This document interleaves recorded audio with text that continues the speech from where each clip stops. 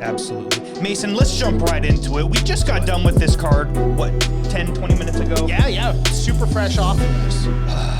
Thank goodness, because what a fucking card to start off man. with. I mean, dude, we took a little bit of a break last week. I was depressed, I'm not going to lie.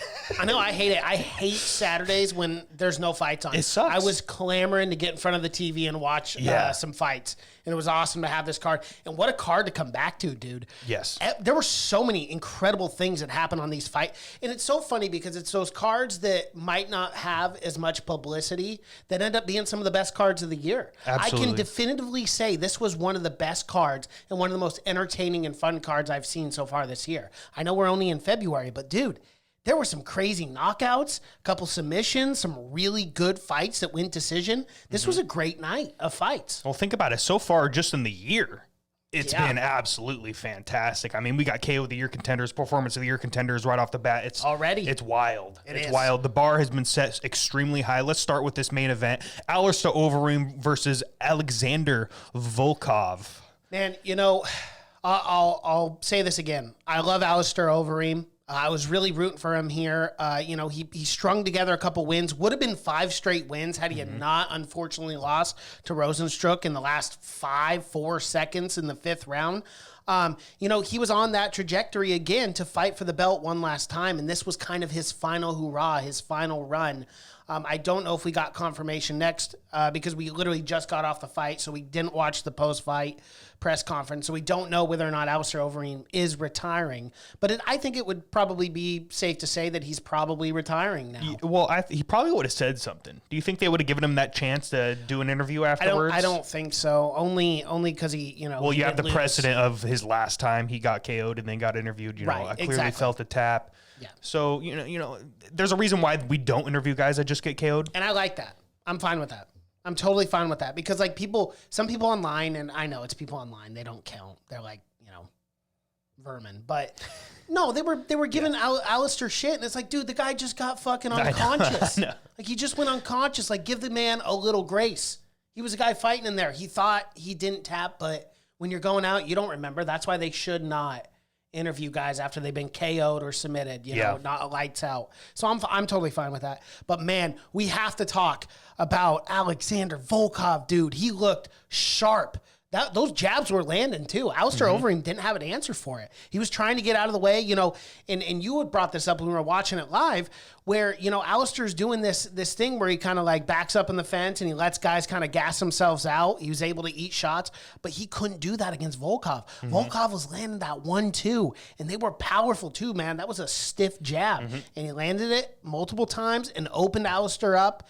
And that was that, man. I mean, that second round, that was all Alexander Volkov, and it was not looking good for Overeem. Yeah, well, even when he had him up against the fence, dude, he was finding ways to get through that defense, and he was finding ways to land little hooks and uppercuts right up the middle. It was fucking beautiful. It was. Beautiful boxing up Beautiful against the performance. fence. And I'm excited.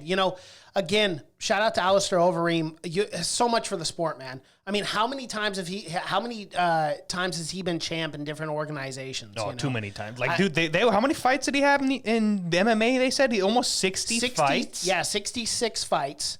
That's crazy. That's just MMA. That's crazy. A little under 100 professional fights. That's so wild, dude. I mean, the man has had a incredible career. Just couldn't get that UFC gold, but I mean, despite that, one of the most impressive careers we've seen in mixed martial arts in general. So big shout out to him. But I am excited about Alexander Volkov's future, man. He has been looking really sharp as of late. This is shaping out to be a really fun heavyweight division here. Well, what do we do with him? I mean, we're not going to say go straight to like a Curtis Blades rematch or something like that. But I mean, with the heavyweight division, you got fights to make. You do. I mean, you got Jairzinho Rozenstruik. He's going to fight Zero Kane here pretty soon in the main event. So maybe the winner of that fight versus a Volkov. Well, you got Derek Lewis out there. I'm sure he'd want to avenge that loss. I think this is fair because, we are talking about the heavyweight division. I think you are right on that. I think more than likely they're going to take on the winner of the Rozenstruik-Gane fight or Gane fight because we have a little bit of a jam in the heavyweight division. I'm telling you right now, after this Stipe Francis fight, we all know, it's all set in the stars, that John Jones is getting the next fight after that. Yeah. There's no way John, being as dominant as he has been in the UFC for a decade, or more, there's no way that he doesn't get the immediate title shot at heavyweight. I mean, come on. If Israel's getting the immediate shot at light heavyweight, you're trying to tell me John doesn't deserve it? So, of course, he's going to get that next shot. So, it does kind of suck for Volkov because he's kind of put in this limbo.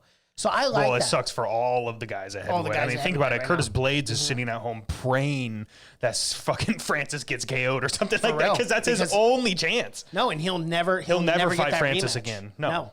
I mean, the third time, he'll never get that trilogy, which you can't. Do you call it a trilogy if you've lost twice already? I don't know. I know, and in spectacular fashion, even worse the second time. So who knows? It's rough for a lot of these heavyweights. I mean, you're right. We have to see what happens in this championship fight. I think Volkov, I mean, I would like to see him try to avenge maybe a Derek Lewis loss. Yeah. Let's put he got a knocked couple. out in the 5th round in that fight. Yeah, I mean, there are people in front of him that probably deserve it a little more. I mean, what is even ranked, Volkov? He was 6 before this fight. Alistair was 5. That's right. God, so he's right on the edge of the top 5. So, one more fight. It just really depends. I like that Jairzinho Rozenstruik winner fight.